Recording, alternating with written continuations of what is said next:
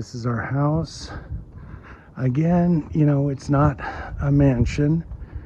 It's just a regular old house. I start generally by putting my gear in the kitchen because that keeps it clear out of my shots in the living room. Here's where we're starting out, and it's okay till you get to here, and then look at that window. That's going to be a problem. But I really do like this light streaming in, and I'm going to use that and make this a good shot. Also, it's a split level, which I kind of hate. I don't really shoot the entrance because really the only way to do it is to do a sharp angle like that, and I don't like them. So I'll probably start with something like that. I've already done a walk through the house, so I've prioritized my images. The thing that's most important to me is this light, and I want to catch that. But like I said, I also don't want to get that ugly window. So I'm going to go ahead and start by shooting over here and getting the good light. And then I'll hold off on this shot till this afternoon. I'll go ahead and shoot the rest of this house right after I get that.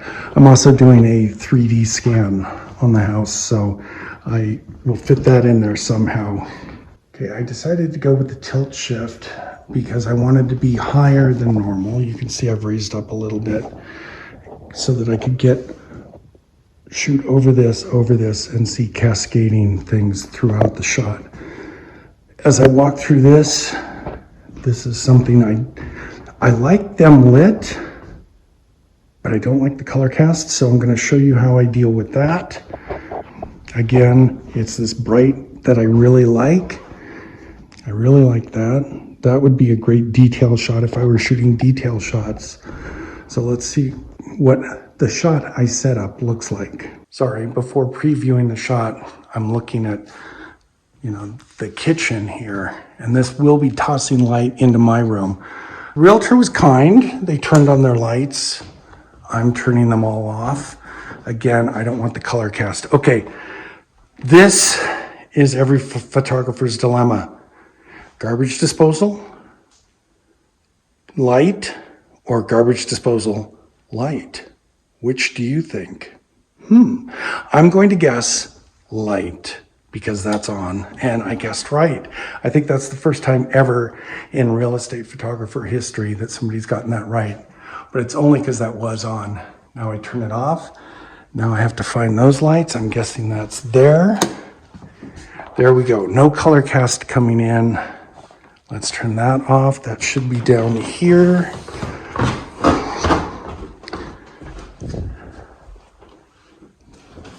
There we go. And let's see. There we go. I'm going to shut the door. I don't really need it open. I don't really need it closed. It doesn't really matter. All right, there's my room with the color cast that I don't like. So anything else you would clean up in here? Anything else you would change?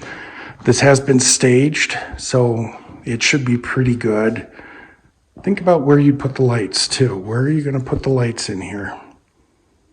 All right, this is the framing I'm going to choose. You can see a little on the left. I include that wall, but I'm going to crop it out. And then on the right, I include this wall, and I'm going to use that for my other frame line. So I'm shooting a little wider than I need to. Notice up at the top, I was playing around with the tilt shift. I just gave it that window a little bit of room to breathe. So that's probably going to be the top of my frame. And when I bring in the left and the right, I'll probably just bring it in from the bottom. And that should be a good frame. Okay, one last walkthrough. Everything looks really good. I'm leaving those lights on for now, and I'm gonna shoot my shot. I did see a little bit of discoloration from this coming in, so I turned that off. All right, so there's our shot. Let's expose up just a little bit. There, we've got good walls. That's what I'm looking at, is I'm setting my exposure for the walls. I'm going to go to 5 on this. I know I normally do 3. We're going to 5 because of that bright window. We are leveled. And we're on our 2-second delay. Okay, this is a manual focus lens, so we'll zoom in, set our focus, zoom out, and let's shoot it.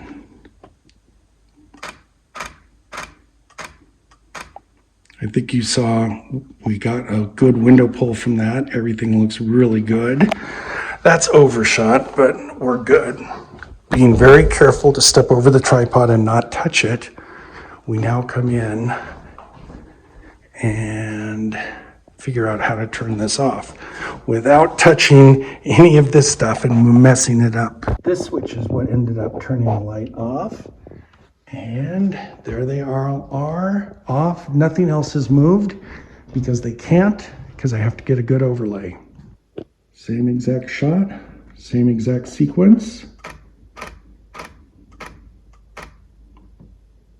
And in editing, we'll just light up the bulbs and not have any color discoloration. That's going to be a perfect solution to that problem. All right, now it's time to get our gear going. There's C, and I'll turn that on and put the bulbousness on that. There's D, turn that on and put the bulbousness on that. And now let's go set these. Can I do 2 in one hand? Let's see. Obviously, we're going to start with one right over here, and we'll put C there, I think. Again, lean it, hopefully. Yeah, this has got a little bit more of a tilt, so maybe what we'll do, I'm going to move this out of the way because it's going to screw up my light. And I'm going to put this right. Nope, I'm going to have to do something else. Stand by. I ended up moving the plant downstairs, and that freed up that area for the light. So that's where the light's going. The second one, I'm going to handhold right over in here when I shoot the shot. And then, I know you're going to be happy to know, I got the alternate B working. So we'll turn that on. Ow! It's so hard one-handed. There we go. And I'm going to put this right here because I want to see some light coming in through this doorway. So we'll just pop that right there, and that should work. I come to this side of the camera so that I won't cause a problem, like hitting it as I try and get around it. I hit that, hold up my light, and let's take a look and see what we get. Oh, not nearly enough light. All right, let's go to C. That's going to need to be about in there, and D should be about there too. And let's go with B about there. Now let's try that again. All right, here we go. There, and now Statue of Liberty, and let's see what we get. Yep. That looks really good. Notice the lights are off. Now I think I'm just going to leave C there, and I'm going to put D right here. And actually maybe I'll bring C in a little bit. Yeah, that is the planter for the plant. But A, this place is staged, so it's not anybody's, home property. And B, it's a fake plant, so there's no real dirt in it. Anyway, that should give me the light coming this way. And maybe I'll take Beaster and put B right here, just to add a little bit of fill so that it's not super stark. And this one, I can just go around to the back, hit go. There we go, that's exactly what I want. I don't like B over there, that looks kind of ghostly. So I'm gonna do one more alternate of this. Oh, ow. And let's just take B and put me right here. And then I'll have an alternate. Again, cover your ass. Always make sure you have something in case it messes up. Yep, I'd say that's really good. Let's see. Let's also, just for the heck of it, get one window pull. There we go. Okay, I think this shot is done. All right, Future Dave here, coming at you, and we're going to edit these images now. Same ones you just saw me shoot. I'm going to show you how we put them together. Obviously, we start with this first image, and this was our first sequence of 5 that we shot, and this is pretty much just to bring in the lamps there and their glow. They're a little hot. You know, if we zoom in, you can see they're burnt out. We're probably not going to be able to recover them all the way, but I'm just going to bring them down a little bit so that, yeah, that looks really good.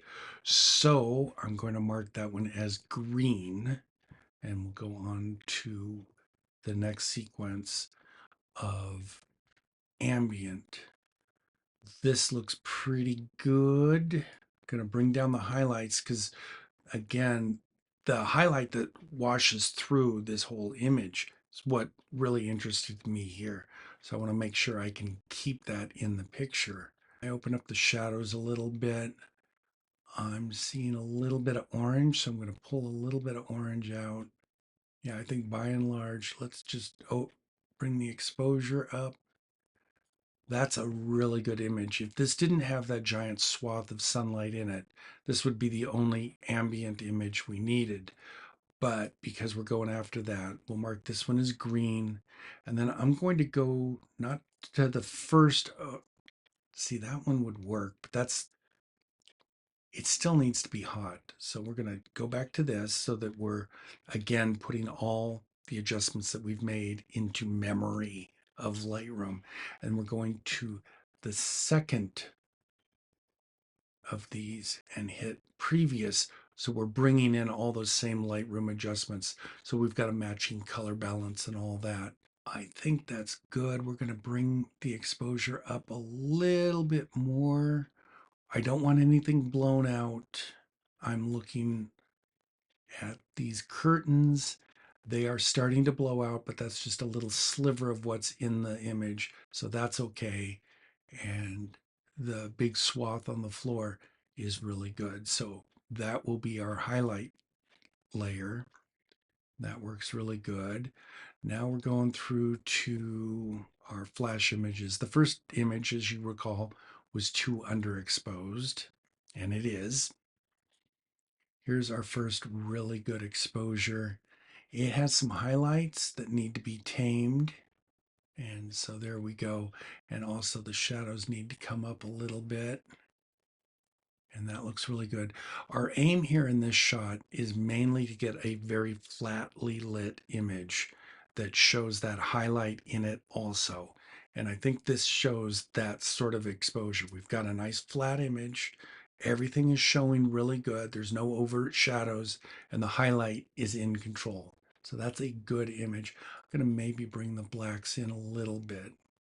So now we've got kind of our base flash image exposure set.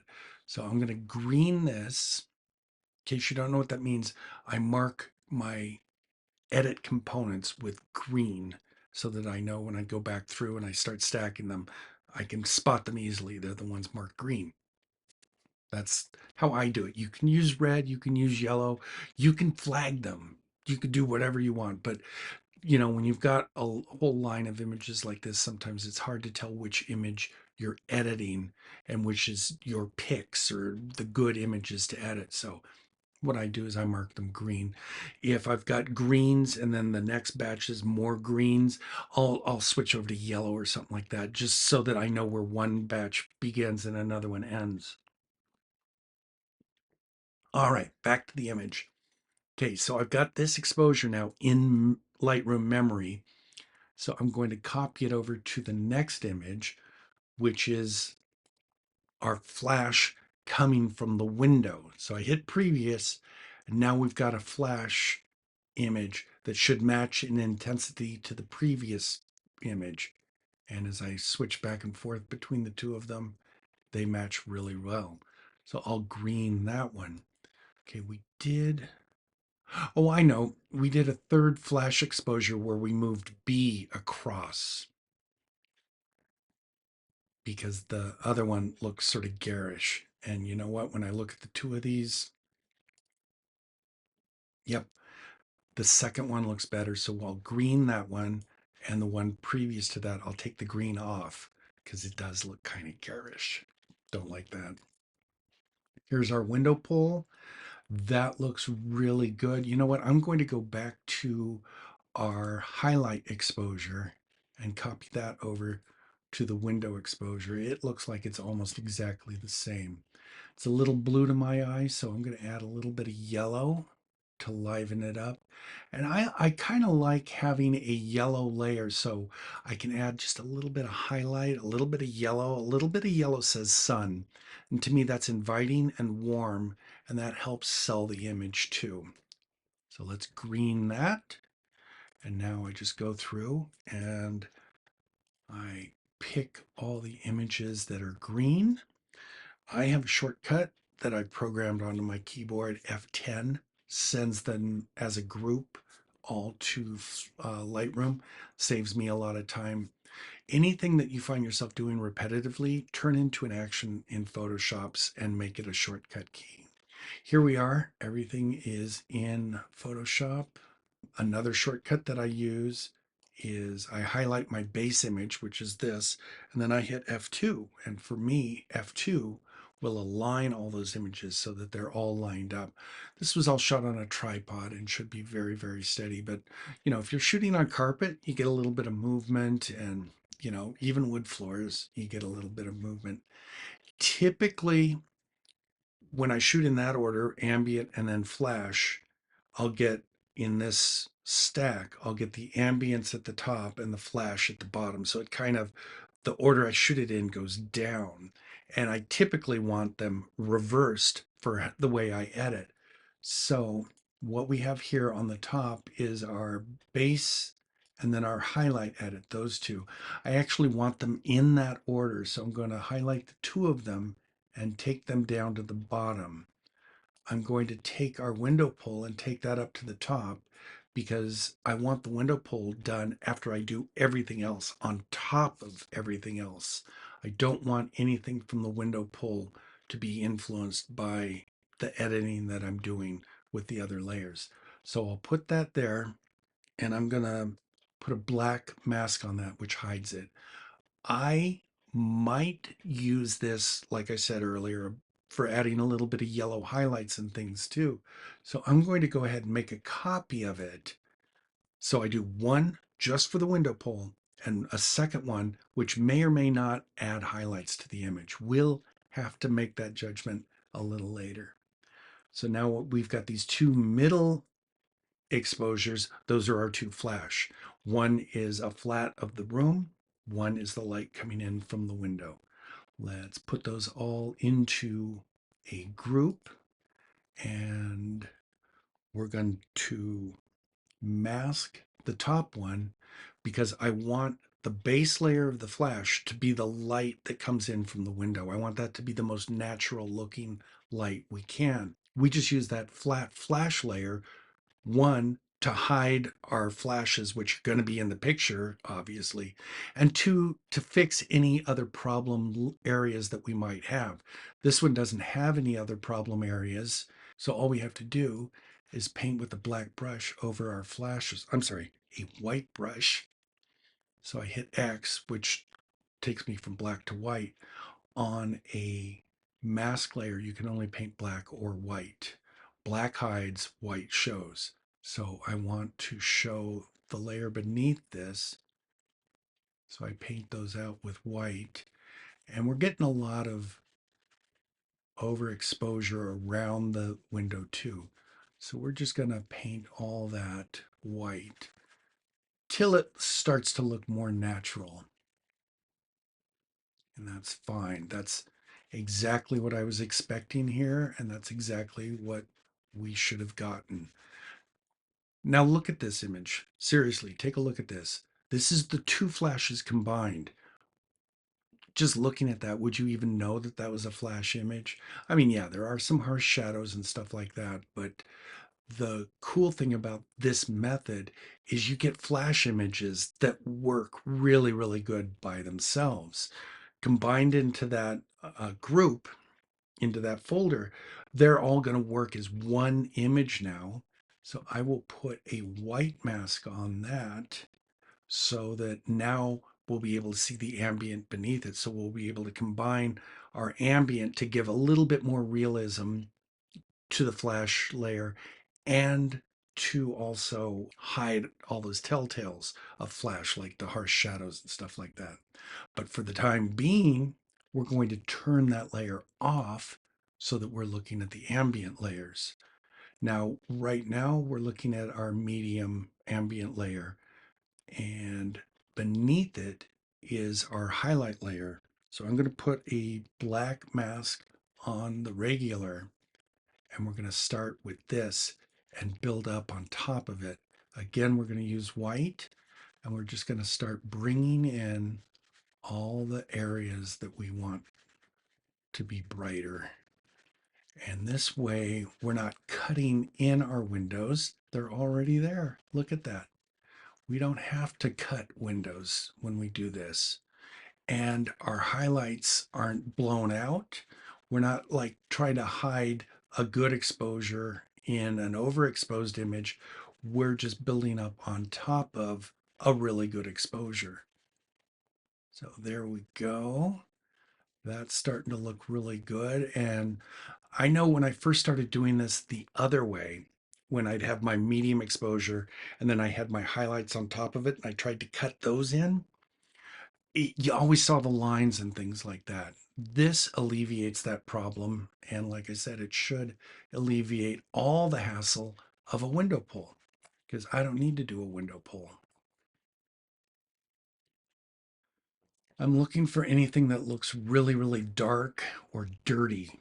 I'm going to bring my, I have to get in there closer. That looked dirty to me right in there. And this does too. There we go. Now that couch looks nice and clean. A little bit maybe right there. And that's a pretty dang good ambient. I would take that too. Now we put the flash on top of it. Now the flash looks really flashy. Now you can see that. So we're going to just start that. It's somewhere in the 75 to 80% range, around in there. And now we're going to use black. So I hit X again to switch from black to white, or white to black. And I start taking out some of the extremely flashy areas, like those shadows and this up there.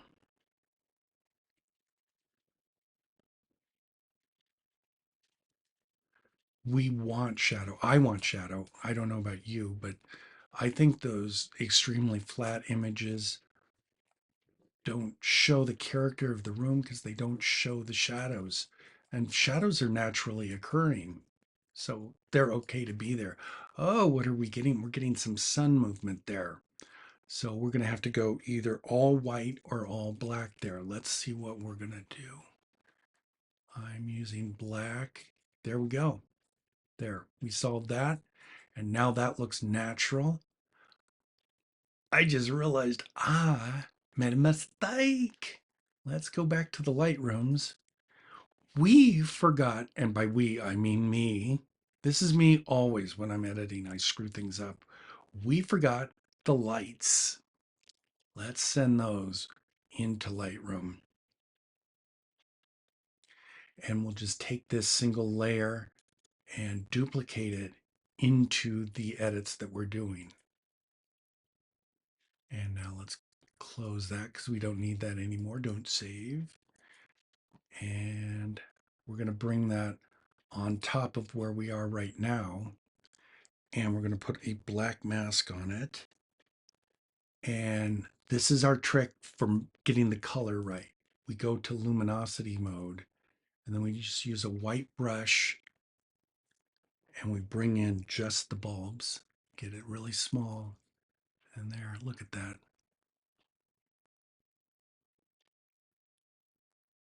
I'm going to do a future video on lights on versus lights off. And I'm sort of agnostic on the issue if you know how to edit. That's how I feel about it. If you don't know how to edit, if you don't know how to take the color out, then you need to be shooting lights off all the time because all you're doing is making ugly images. If you know how to do things like this, where you can bring them in and leave the discoloration out, and if you know how to do that, then definitely shoot lights on because it adds character. I'm going to just try. Okay, now we've got a little bit of the glow behind it too. I think that looks really good. All right, I think we have a very natural looking image.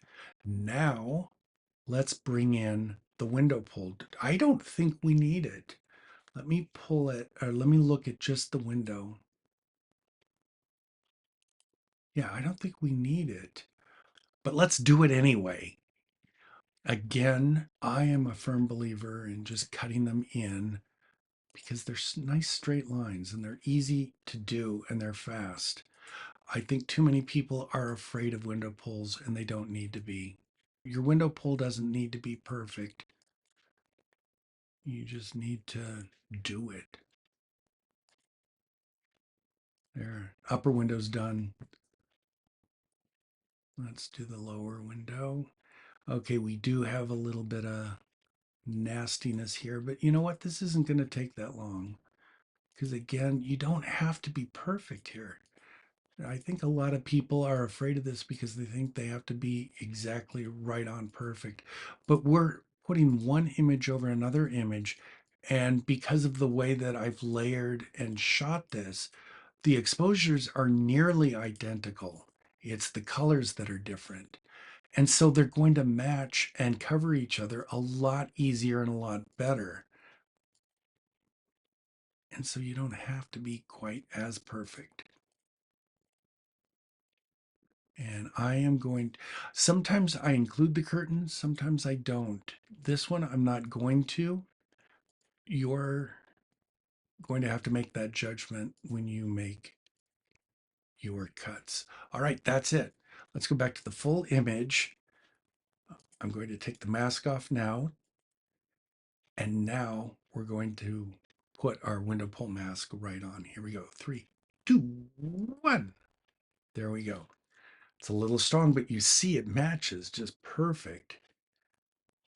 Let's bring that opacity down to the point where it looks really good.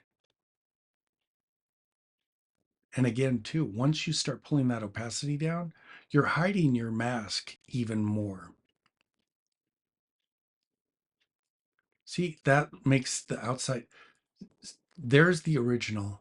It's a little too blue. I think you may not be able to see the blue, but when I put the new version on that, you can see that looks a lot more natural and real. And I think we have just a fantastic looking image here.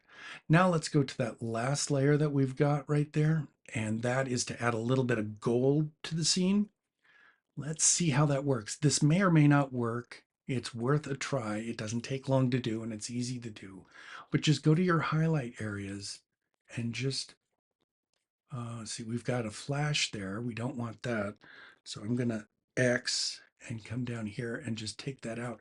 But I do like how it's recovering the curtain really well above that. So we can let that go overexposed, hitting X again and recovering some of that. I noticed over here it started to darken this wall, so I'm going to X and recover that wall some so that it doesn't look painted on. And then Xing again, so I'm bringing the yellow in. Let's put some yellow on the floor and on that. And see, I think that adds just a little bit more personality and a little bit more. Nope, it doesn't really work too well there. Anyway, I think we've got a mighty fine image there. So at this point, I would send it back to Lightroom by hitting Command or Control S or whatever it is on a PC. And while it does that, I'll have some coffee. Close it here. Go back to the Lightroom. Now we're going to do all our things we have to do on a single layer, such as straighten. So I'm just going to go guided on this side. And again, I put that wall there just so I'd have a good guided mark. And we're just going to put this guided mark on that wall. Again, you want to do this on as far to the each extreme as you can go. And that's going to give you your best verticals. That looks really good. Now I'm going to go in. I know I saw some chromatic aberration and I'm seeing it in the greens. So let's open up the greens a little bit and let's bring that there. It didn't take much. Look at that. And there it's gone. Now I'm going to just copy that over to the purples and that should clean up our image just fine. Now we're going to do our final edits.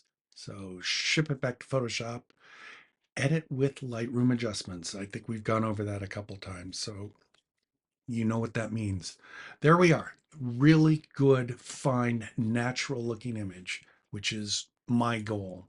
Now let's just sharpen it up a little bit and make it pop. So the first thing I do is I denoise it. And then I do a sharpen. I'm going to do a sharpen all on this. It's saying 41. I like more in the 20s. I don't like to over sharpen, but I like the textiles and the bricks and things like that. I like people to be able to see those. And a little bit of sharpening goes a long way towards making that pop. And there we go. That looks really good.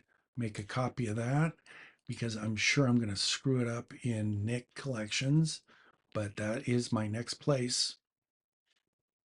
Let's see. Nick, what do you want to do?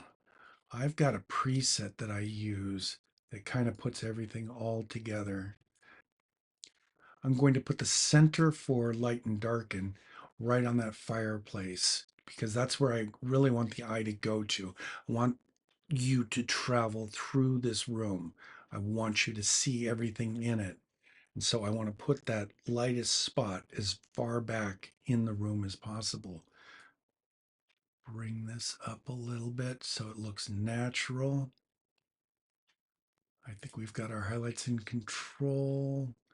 Maybe a little bit too much saturation. I think that looks pretty good. Let's send it back. And then our last thing, and I'm going to do this in Lightroom. I'm going to send it back to Lightroom first. So Command Save. And then I'm going to do our final crop in Lightroom. That way I've got the full image available if for some reason I ever need it. By saving it back to Lightroom and then cropping it there, I will keep the full image on my disk. So let's go into crop and obviously I need to come into the right just inside of there. And that's a good line there. And then on this side, I want to come in just inside that wall. And now I think the top, I can come down just a teeny bit. Don't want too much off the top. And then bring this bottom in. And I'm liking where those lines line up. We're using that highlight as one of our demarcation lines. The sofa becomes a line. The mirror becomes a PowerPoint. Would have been nice to have a picture on that wall, but that's what we got. So that's what we're going with. So let's crop this. And then I noticed a little sensor dot right there. So let's go ahead and just take that out. Again, I can do this in Lightroom. And for something like that right there on a flat wall like that, it's easy to do and nobody's going to see it. And there is our final image. We have done a lot of things. We've been able to pull a window and make it look very, very realistic. We've got natural looking lighting. We're able to leave the lights on without discoloration. I think we've done a lot of really good things in this image, and I think it looks beautiful. What do you think? Try this. Go ahead and keep shooting your normal way, but shoot one or two images your way and then my way, and edit them back to back and see which works better for you. You don't have to use my whole method either. You can use parts of it. Some of these things may work really good in your current method. Go ahead and use them and see what happens. I think that would be a great way to get started. Anyway, I hope you learned something here, and may your next image be your best image.